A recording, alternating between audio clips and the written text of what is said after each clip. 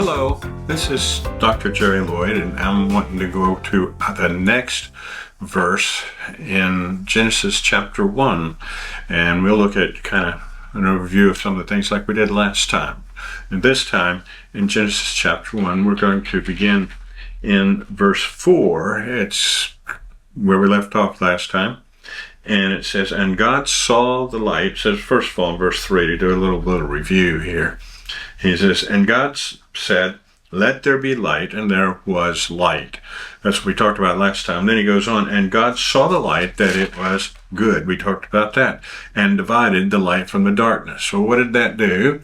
In verse 5, and God called the light day, and the darkness he called night.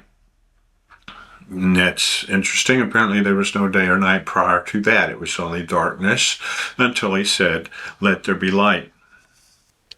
And then the last part of the verse, so we want to kind of spend our time talking about, he says, and the evening and the morning were the first day. Now, the word day can have a little different meaning than 24-hour period of time. It, like every puppy has his day, the saying, or in the days of old, that we were talking about a nebulous period of time. But here it is bound by evening and morning. And so we know that it's talking about a 24-hour period of time. Now, why is that important that we understand that? Is not too awful long ago, back when I was young, and probably for 50 years prior to that, there came about a modernistic view of the Bible, which is pretty much discarded, although some denominations still hold to that.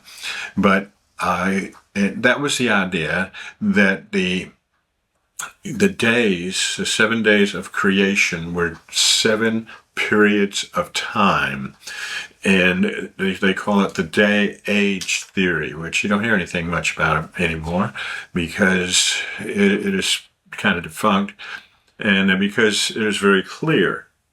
Watch what it says here. The evening and the morning were the first day, and then we read down in verse 8. It says, and God called the firmament heaven, and evening and the morning were the second day. And then he goes on in verse 13, and the evening and the morning were the third day. Sounding a little familiar here. Then you go on down to verse 19. He says, and the evening and the morning were the fourth day. Then in verse 23, it says, and the evening and the morning were the fifth day. And then finally, the day of creation of all the animals, except for the fishes in the sea, it says, and the evening, the fifth day, which is the evening and morning, the fifth day. But then he talks about the creation of man and all the animals. And the very last verse of the chapter, he says, and God saw everything that he had made. Behold, it was very good. And the evening and the morning were the sixth day. And then we find out later on that the seventh day he rested from all the things that he had made. There was a day of rest. Now, I'll tell you the reason, or a reason, why some believed that in the day-age theory is because they wanted to give time for evolution. See, because if you believe in the creative story where God created everything in 6 days, and then the seventh day he rested, where does evolution? Because evolution takes billions and trillions of years, and actually, it's going to take longer than that if it's going to actually come to fruition. You can ask any kid, if a dog has a litter of newborns, what would they be? Well, they'd be dogs, right? And if one of those grew up and had a litter, what would they be? They would be dogs. So, and you could take that on for until you died. And they're still going to be dogs. So everything reproduces after his kind. That's what the Bible says. So why, in reality, why would God do that? Why would he create things when he spoke everything into existence? Why would he do it over 1,000 years or possibly thousands of years? What I mean by that is, okay, he's going to create the firmament of the heavens, an expanse between heaven. It talks about it another time. But so he says, and let there be firmament and in the heaven, and let divide the waters from the waters. Okay, if it took billions of years to do that, that would be why? I mean, why would he, if he speaks it into existence, why did it take billions of years? I mean, time had started by that time, especially after the first day. And so there's no reason for it except they don't want to believe the truth, you see. However, we're going to step back a moment and think that there is a corollary between the 7 days of creation and the 7 days of God's plan of the ages. Now, the 7 days of creation were bound by evening and morning. They were 24 hours, or they were one night and one day, of the same calendar day, if you wanted to put it that way. And that does away with the day-age theory completely. Now, but he had a similar thing that took place. But before we do that, just so you know, throughout the rest of the Bible, there's a theory called the first mention principle. And when God first mentions something, of course it's true, but it's true all the way through the Scripture. Okay, so God is showing us his time, the evening and the morning. Now the Jews, later on in the time of Christ, and even today, their day started at sundown, not in the middle of the night, and not at sunup. It started at sundown, the evening and the morning, and then the first day. And so that's the way they separate time, differently than what we normally do. And when I say they in the religious practices do that, because that's the way it was at the time of Christ, at least for the Jews, the Semitics. And so, but at any rate, God used that kind of as a revelation or a pattern of the ages. Let me use a couple of verses and explain a little bit. In 2 Peter chapter 3, God says, "But, beloved, be not ignorant of this one thing, that one day is with the Lord as 1,000 years, and 1,000 years is one day." Now, from what I understand, and what I've been taught, and from what I've read, although I can't find the writings I've read a lot of the writings of the church fathers, but I'm told that the church fathers, the ones that sat at the feet of the apostles themselves, they were taught by the people that Jesus taught. And they said that when this verse was taught as being one day is as 1,000 years, and 1,000 years is one day. Now, they're not talking about that creation took 7,000 years to do, or 6,000 years. They're saying that down through history, and let me show you what I mean in a moment, but I'll just tell you, okay? Down through history, there was 7,000 or 6,000 years from Adam to us now. Now, the earth was older than that, obviously, because it wasn't until he created light, and then light separated light from the darkness, that we began having the years as we know it now and everything. And so there was some time before that when he created the earth, and then the earth became without form and void, and then darkness was upon the face of the deep, and then he said, "Let there be light." And that took some amount of time. We don't know how long. There's no indication there. My idea is probably about 3,000 years or so. Where do I pull that from? What I've heard from science, they have found things that are 10,000 years, they claim to be 10,000 years old. Whether that's true or not, I'll give them the benefit of the doubt. that some things do appear to be 10,000 years old. But at any rate, that was, and this is a quote from Psalms, from the book of Psalms. So here's the idea. There was 2,000 years or 2 days from Adam to Abraham. And at that time he dealt with the whole human race, or maybe dealt with sons of the descendants of Cain and the descendants of Seth. And that you had the Sethites and the Cainites. And that's whatever, but he dealt with the human race as a whole. Then at Abraham wasn't Jewish, and he wasn't Israeli. He was Hebrew. He was a Hebrew, and God called him out a race of people at that time. And starting with Abraham, and from Abraham until Jesus was another 2,000 years, 2 days, if a day, 1,000 years is a day, and in 2 days it would be 2,000 years. But at any rate, that the Hebrews, then he dealt with the Hebrews until the Semitics, until Jesus. After Jesus, he began a new age, a Gentile age. It's spoken of, he introduced it actually. And in the Olivet Discourse, I just did a series on that last fall. And so for 2,000 years, he's been dealing with the Gentile age. But then after that, okay, so far we've got 6 days there. And so that's about 6,000 years. And but the last day is a day of rest.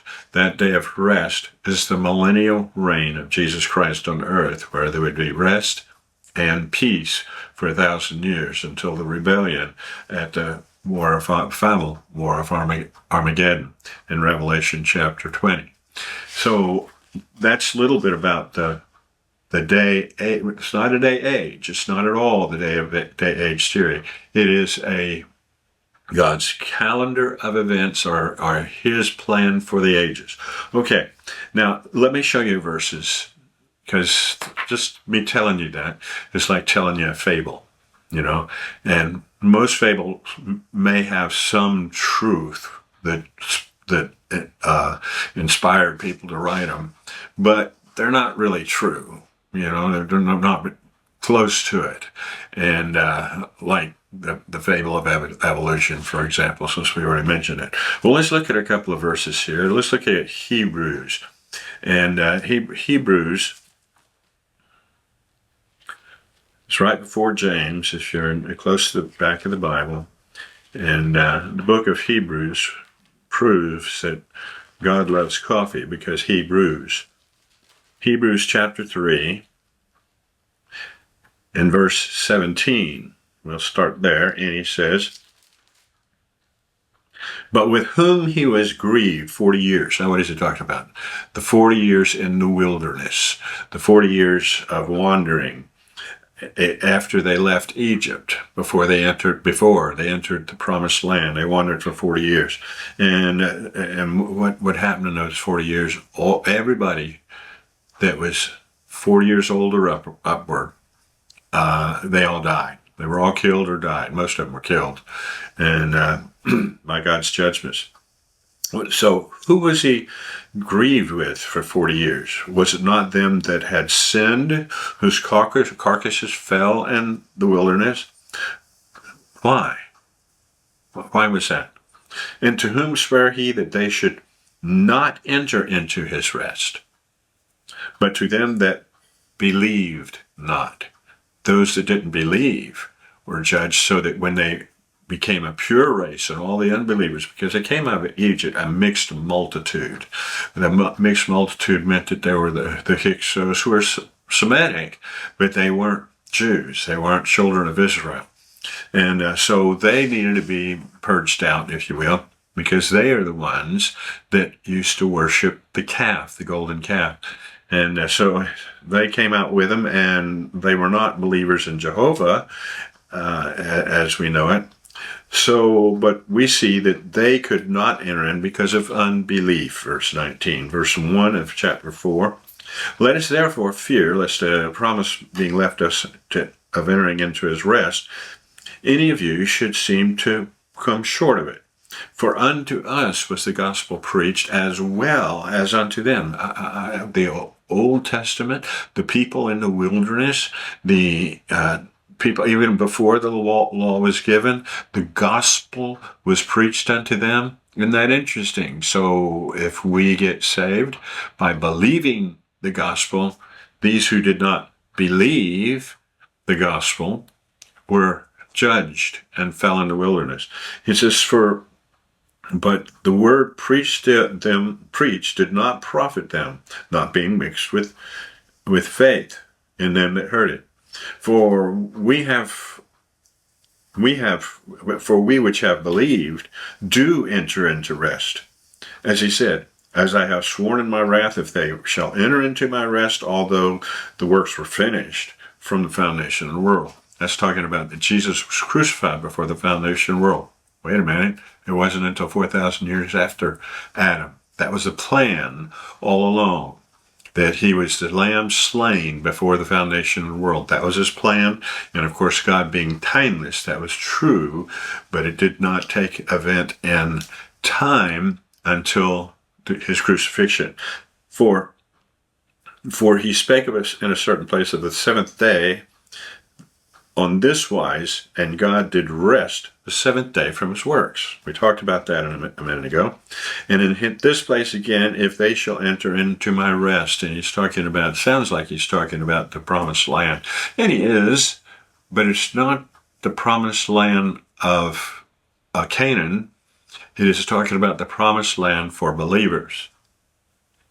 Seeing therefore it remaineth that some must enter therein, and they to whom it was first preached entered not in because of unbelief. Again, he limiteth a certain day, saying, in David. Now, David had been in the promised land, if you wanted to call that Canaan the promised land, and we do call it that, for hundreds of years. And it says in David, he says, today, after so long a time as it is said, today, if you will hear his voice, harden not your hearts. For if Jesus, or literally it should be Joshua, that Jesus is a New Testament spelling of Joshua, but they're talking about the patriarch or the leader Joshua. And if Joshua had given them rest, then would he not afterward have spoken of another day? There remaineth therefore a rest to the people of God. So in other words, that rest is still future. For he that entered into his rest, he also hath ceased from his own works, as God ceased from his. So we don't work to get to heaven. We stop out. Now we should still work. Make no mistake about it. But we don't work to get to heaven. It won't even help. In fact, if you're dependent on your works to get to heaven, then you won't get to heaven. Because it's not of works, according to Ephesians 2:8-9. We're saved by grace through faith, and that not of yourselves is a gift of God, not of works, lest any man should boast. God says just a little bit of leaveneth the whole lump. In other words, you add one little work to the work of God, and you have negated what God has done. It's either by God alone and completely, or it's by what we do. And of course, we can't do that. Romans 11:6, but to him that worketh not, but believeth on him that justifieth the ungodly, his faith is counted for righteousness. That's not Romans 11:6, by the way. Romans 11:6 says, and if by grace, then is it no more works. In other words, grace is no more grace. But if it be of works, then it is no more grace. Otherwise, work is no more work. So you can't mix the two in any way. And that's what Satan's trying to get us to do, to mix the two so that the gospel becomes ineffective to us. Another verse that talks about this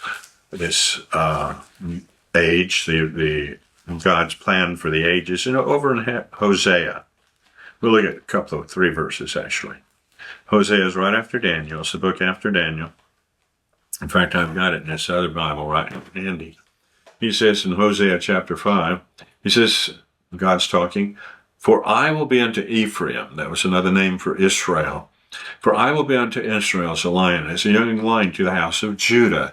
After Solomon, his son ruled with iron fist. And so the northern 10 tribes rebelled against Judah.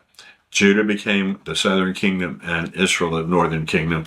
The northern kingdom was called sometimes Israel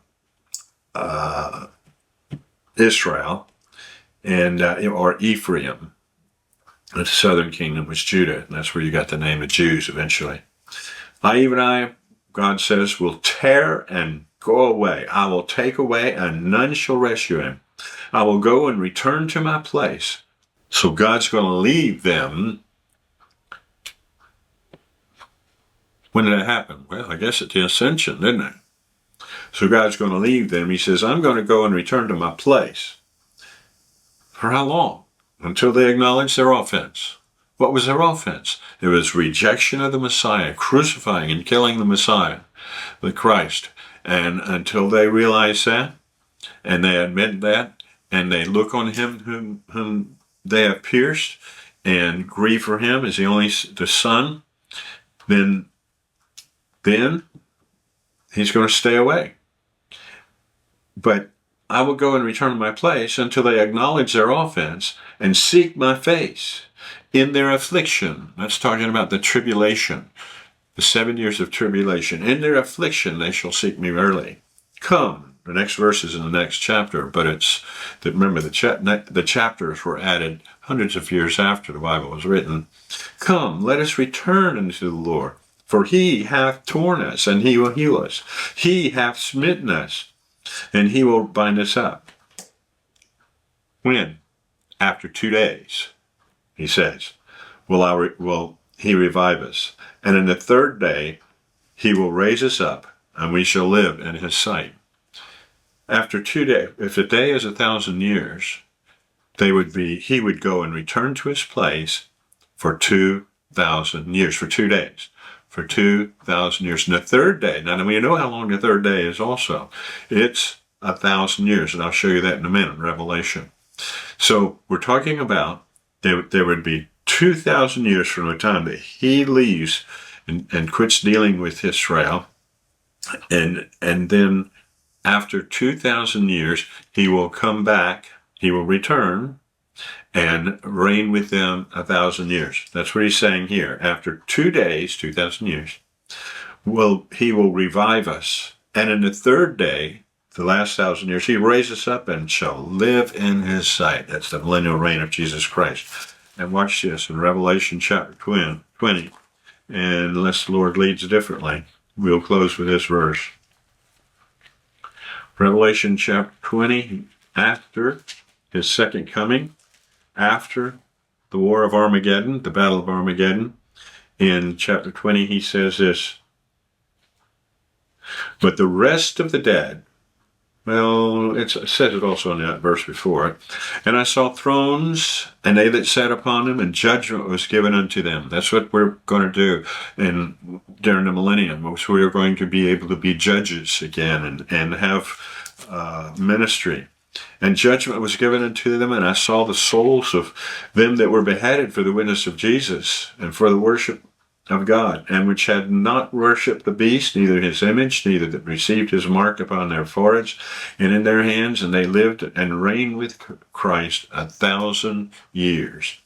But the rest of the dead lived not again until the 1,000 years were finished. This is the first resurrection. This is where we get the term millennium, 1,000 annuals, or 1,000 years. But blessed is holiness, he that has part in the first resurrection. On such the second death hath no power, but they shall be priests of God and of Christ, and shall reign with him 1,000 years. This is Dr. Jerry Lloyd. I'm looking forward to that. Thank you very much.